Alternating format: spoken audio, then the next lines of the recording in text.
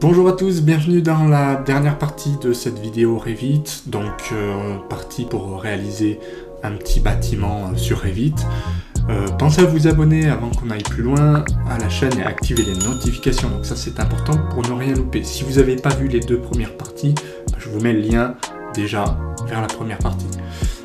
Donc, sinon on continue, voilà, tout de suite sur notre bâtiment. On avait vu un certain nombre de choses, beaucoup de choses. Il nous reste à voir quelques éléments. Par exemple, pour faire des réservations ou des ouvertures toute hauteur sur Revit, il existe un moyen dans structure, par exemple par cage. Donc là, on va avoir dans des dalles, ça marchera de la même manière dans les murs à côté. Alors, les cages sont très pratiques parce que vous allez pouvoir dessiner une résa, soit basique en rectangle, soit avec des traits. Vous voyez, si je fais quelque chose comme ça, eh bien je peux faire une résa assez compliquée, donc une ouverture comme ça, et je viens valider ma forme. Les lignes brillantes sont ouvertes à une extrémité. Ah, d'accord. Ah oui, effectivement, vous avez vu, elles sont ouvertes. Alors ce que je vais faire, c'est que je vais venir les fermer comme ça. Voilà, pourquoi pas. Et je vais faire OK. Code de niveau n'est pas placé sur sa référence. Donc on va faire supprimer les éléments. OK.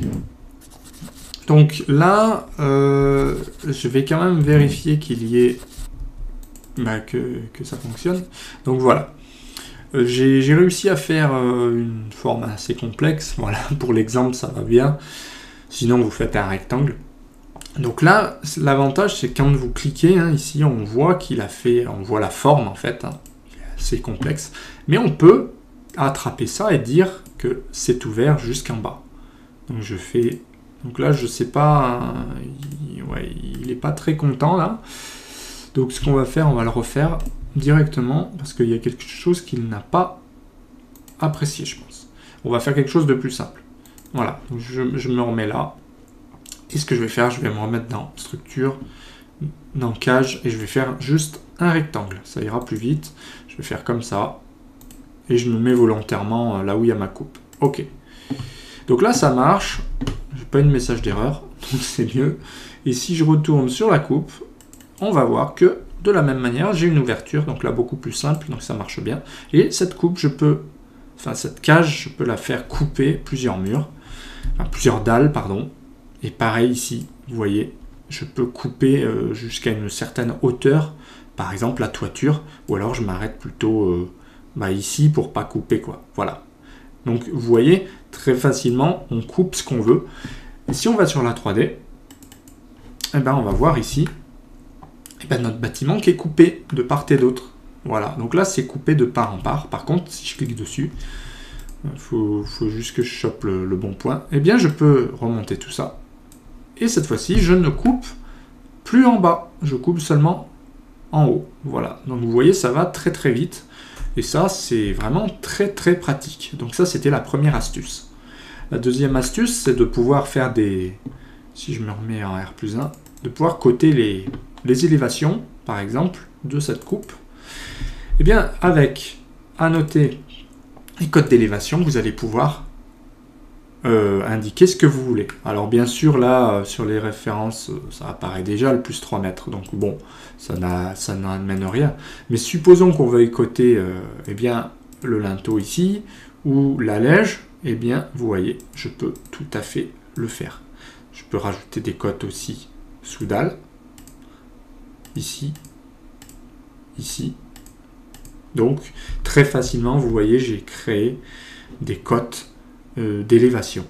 On trouve aussi des codes de coordonnées, pourquoi pas, vous avez ça, pour savoir que les coordonnées de ce point-là, par exemple, sont ici. Ou alors que ça, eh bien c'est là. Pourquoi pas. Bon, ce sont des coordonnées donc. Vous pouvez coter des inclinaisons, là il n'y en a aucune, mais si vous avez une pente, vous pouvez coter cette pente. Sinon, il y a moyen de faire du texte. Par exemple, ici, je vais venir indiquer gain. Alors, gain. Voilà, je fais échappe 2 fois et je peux venir ensuite modifier faire rotation ou déplacer. Donc ça marche très très bien. Et puis pareil, en coupe, hein, on peut venir écrire du texte sans problème. Donc il y a pas mal d'outils également sur Revit. Donc il faut bien tout regarder. On peut aussi modifier des familles, on n'a pas trop vu. Mais en fait, Revit propose beaucoup de familles. Par exemple, les poteaux qu'on a vus ici, eh bien en fait c'est une famille. Donc on peut très bien venir, en cliquant ici, modifier la famille. Si on veut rajouter, je sais pas moi, des arrondis aux poteaux, eh bien on peut modifier la famille. C'est un peu comme les blocs dynamiques AutoCAD, on rentre dedans. Et puis, faut pas faire de bêtises évidemment, parce que ça va modifier partout, hein, toutes les familles. Enfin, en tout cas celle-là, ce type-là. Toute la famille et du coup même tous les types qui sont dedans. Donc voilà, faut être un petit peu vigilant si vous avez beaucoup de types différents, parce que là ça modifie, ils vont tous être arrondis pour le coup. Sinon vous pouvez très bien créer un type de famille particulier et voilà. Enfin, vous pouvez dupliquer et créer une nouvelle famille en fait. Sinon, donc on a vu ça. On peut indiquer des sens de portée, de dalle. Donc pour ça, eh bien, il faut choisir, vous voyez, la dalle. Je crois qu'il y a une petite astuce dans... alors je ne me rappelle plus où. Mais bref, il y a une petite astuce, je pense, dans les vues.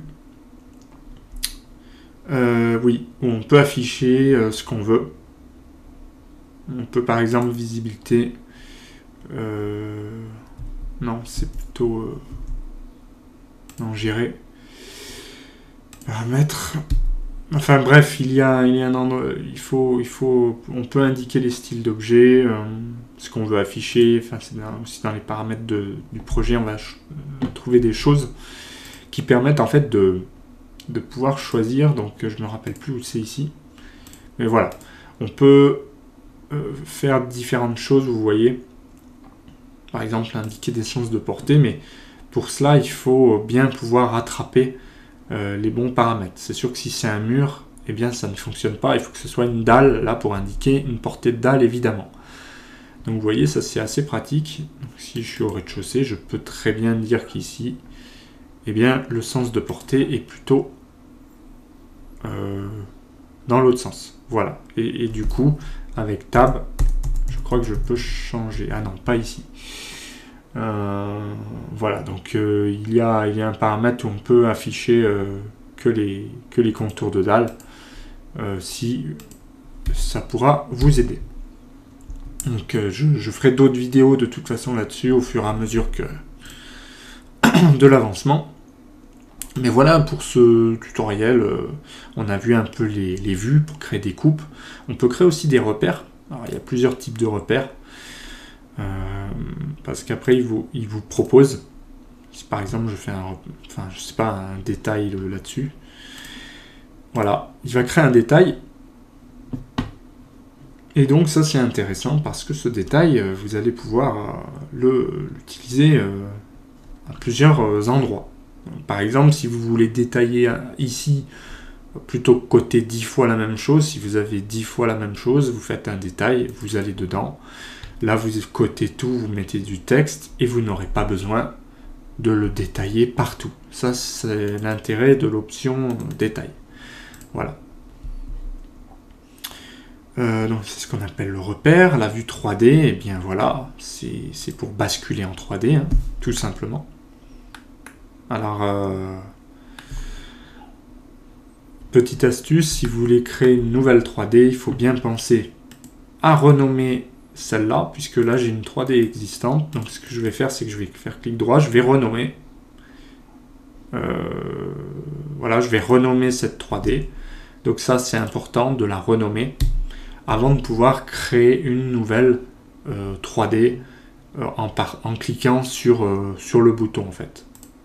Ça évite de les... Sinon, vous pouvez aussi dupliquer.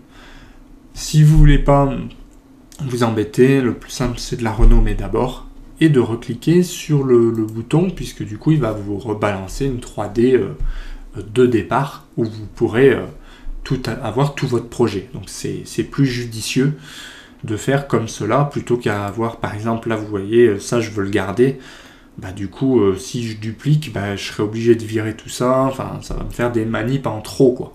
Donc, le conseil c'est de renommer cette 3D pour pouvoir repartir d'une 3D parce que là il va vous le rappeler en fait 3D, vous voyez ici, donc si vous l'avez renommé avant, vous mettez je sais pas 3D coupé par exemple, et bien voilà vous pourrez recréer une 3D vraiment en partant de zéro, ce qui peut être pratique. Donc sinon oui, on crée vite, il y a beaucoup de choses ici dans gérer, vous pouvez gérer beaucoup de paramètres, on a vu hein, un peu les paramètres du projet, les unités, etc. Donc ça va être important. Oui, c'est ça, c'est les accrochages. Voilà, il y a aussi les styles de projet. Enfin, il y a beaucoup de choses en fait. Informations sur le projet. Voilà, les paramètres ici. Donc il y a beaucoup de choses à appréhender là-dessus. Il y a aussi des compléments si vous utilisez des outils externes. Et dans modifier, c'est ce qu'on a vu, on va pouvoir attacher des choses. Donc modifier, ça va être aussi pratique pour pouvoir retrouver des options supplémentaires pour ajuster, pour aligner, pour décaler, etc. Donc on peut toujours collaborer ici. Donc là, ça va être tout ce qui est configuration de la collaboration. Et puis nous, ce qui nous intéresse, c'est surtout structure, puisqu'on va pouvoir faire tous nos éléments ici. On va pouvoir créer des composants in situ. On va pouvoir définir des plans. Ici, on peut gérer les armatures ici, en fait. Voilà. Sachant que moi, je ne l'utilise pas vraiment. Et dans l'architecture, ça sera plus des portes, des objets comme ça. Voilà, des escaliers. Donc si vous avez besoin, vous pouvez tout à fait utiliser des choses comme ça sans problème. Voilà, des garde-cordes, etc. Donc ce qu'on peut dire, c'est que par défaut, eh bien, on peut gérer ici, on l'a vu un petit peu, les échelles générales. Donc ça c'est dans le projet courant ici, là je suis dans la 3D, bah je vais changer tout ce qu'il y a dans 3D. Donc je peux gérer ici les affichages, etc. Je peux cadrer la vue, je peux là ici afficher la zone de coupe ou pas. Vous voyez, si je l'enlève, eh bien je n'ai plus de zone de coupe, mais je peux la remettre en cliquant ici. Et voilà, je peux à nouveau sélectionner ma zone de coupe là et pousser dans le bâtiment. Donc ça marche très bien et c'est assez pratique pour s'y retrouver. Voilà. Sinon, eh bien, on a pas mal de choses là. Et puis surtout, l'arborescence. Donc là, vous allez pouvoir gérer vos feuilles pour vos rendus en faisant glisser par exemple vos coupes. Donc les coupes, il a dû les créer ici. Donc quand vous créez une coupe, il vous la nomme. Donc vous pouvez renommer après. Vous pouvez faire glisser une 3D, une coupe, un plan. Voilà. C'est comme ça que vous allez faire bien, vos feuilles. Sinon, vous pouvez insérer des XREF aussi. Ce sera en lien. Donc c'est dans l'insertion. Insérer. Voilà, on peut par exemple insérer une XREF en fait, tout simplement. Par exemple un plan architecte et pouvoir redessiner par-dessus. Et bien voilà ce qu'on pouvait dire donc, sur la suite des deux premiers tutos, on va dire.